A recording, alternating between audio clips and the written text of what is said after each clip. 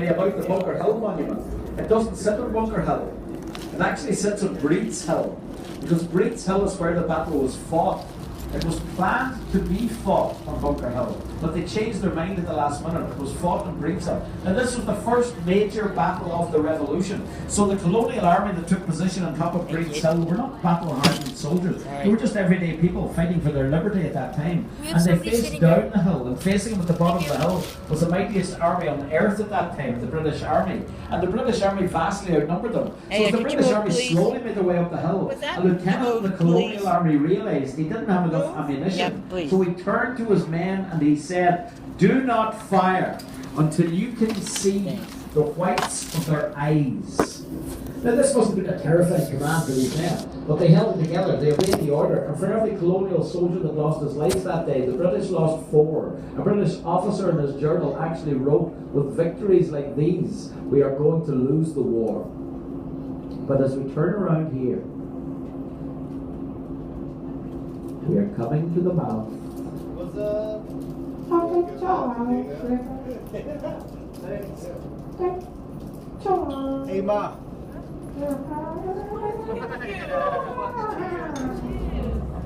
The Charles River.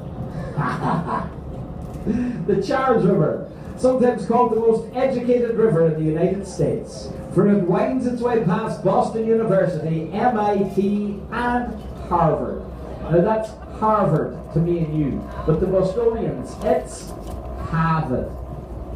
They doggedly refuse to say the letter R. Harvard. I think somewhere deep in their psyche it has something to do with their hatred of pirates. I don't know. The bridge, Leonard P. Zagan Bunker Hill Memorial Bridge, you can see the columns in the centre represent the Bunker Hill Monument, and the cables represent the rigging of the Constitution. Very iconic bridge here in Boston.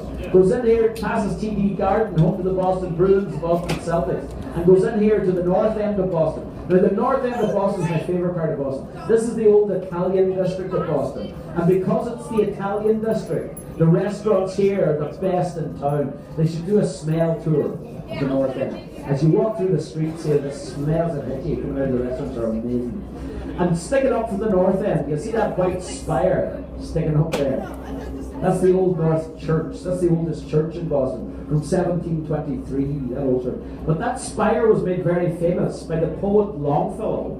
Paul Revere asked the sexton, Robert Newman, to warn him when and where the British were coming from. He said, "Hang one if by land, and 2 if by sea." They came by sea. He hung his 2 lanterns and Paul Revere made off on his famous midnight ride through the country shouting, "The British are coming." Now there is some fierce debate now as to whether he would have shouted, "The British are coming." People say it's more likely he would have shouted, "The Redcoats are coming," or "The regulars are coming." But now where we're coming up to, this is Constitution Wharf. So called because this is actually where the USS Constitution was built. This is where she was launched from. Now so vast was she for her time, it actually took 3 attempts to get the ship into the water. On the first attempt, the whole town turned up to say goodbye. But on the third attempt, 3 weeks later, there was no one here. But the ship is still here, over 200 years later, the first ship of the Navy. Now today, as you can see, this is home to the US Coast Guard. Now the Coast Guard are a wonderful bunch of people. The Coast Guard was the first Navy of the country. Their first job was to protect the coastline from pirates, Coast Guard. Now these Black Hole vessels, these are buoy tenders. The Coast Guard, you can see them around the pier there. Coast Guard takes care of the buoys in the harbour. These White Hole vessels, these are actually drug intervention vessels. There was a guy from the Coast Guard on today who was telling me about these. He said in recent times, these ships have actually stopped nearly $2 billion worth of drugs coming into the country. That's just in recent times. Their motto is Semper Paratus, always ready. And they're the only branch of the military that are dedicated to saving lives. So let's hear it for the US Coast Guard, have it? Yay! You'll notice as well, there's no walk going around there. No walk. Now that's unusual for Boston Harbour. You can see coming up here on the right, the walk starts up again over here on Battery Wharf. Now Battery Wharf was called Battery Wharf because there was a line of cannon here facing into the mouth of the harbour, and this is where Boston was defended from. Now today it might seem a strange place to defend Boston from, considering on the other side is Boston, but that wasn't there then. This is man-made land. So the mouth of the harbour was much, much wider than it is today. And also from here, very famously, the 54th Massachusetts Regiment left from here to go and fight in the Civil War. And they were famous because they were the first African-American regiment to go and fight in the Civil War. Has anybody ever seen the movie Glory? That's about these men. In fact, there's a wonderful monument to these men up in Boston Common as well, in front of the new State House. You should check it out. As well as that, you get a lovely view of the walk from here. Now, this Boston Harbour Walk is very famous in its own right. This walk starts in Charlestown, wanders its way in and out of the harbour, all the way to South Boston. This walk is 47 miles long. So get up early. But it's broken up in two places. There's only two places in the harbour you cannot walk around. Only two. One of them where the Coast Guard is. Obviously for security reasons, you can't walk around that. But nor can you walk around here. Coming up on the right, you'll see these little 3-story red brick houses. This is Union Wharf. And Union Wharf is the only privately owned wharf in the harbour.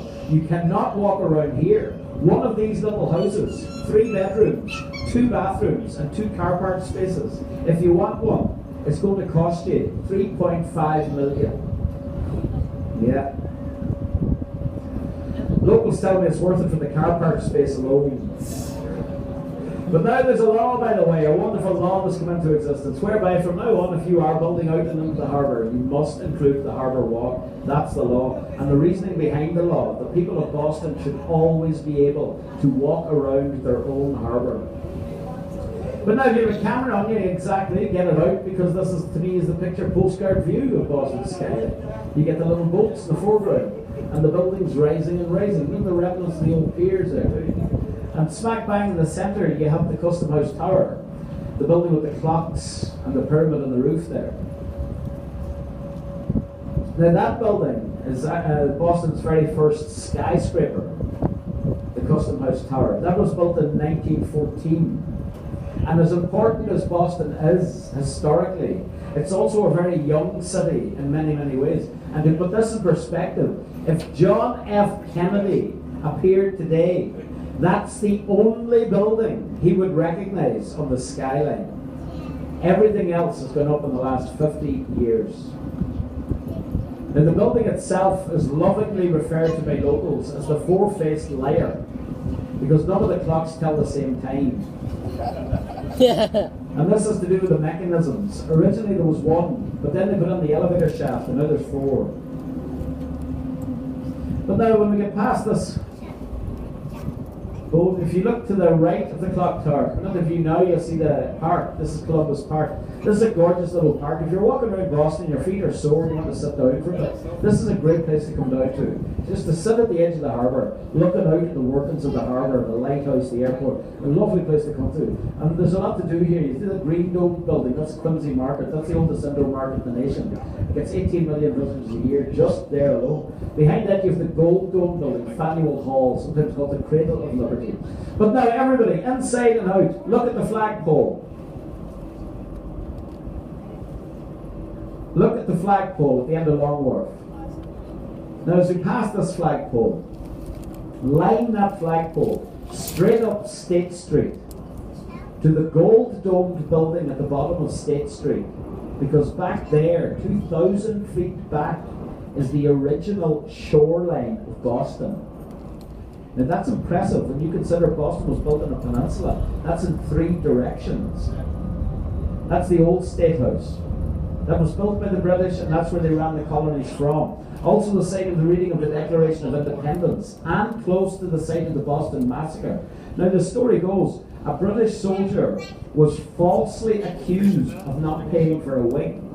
He makes his way back to the old State House. He takes position in a line with other soldiers, but a crowd gathers. They started hurling abuse at them. They started to throw rocks at them. A riot breaks out. A British soldier raises his gun, but fires over the heads of the crowd.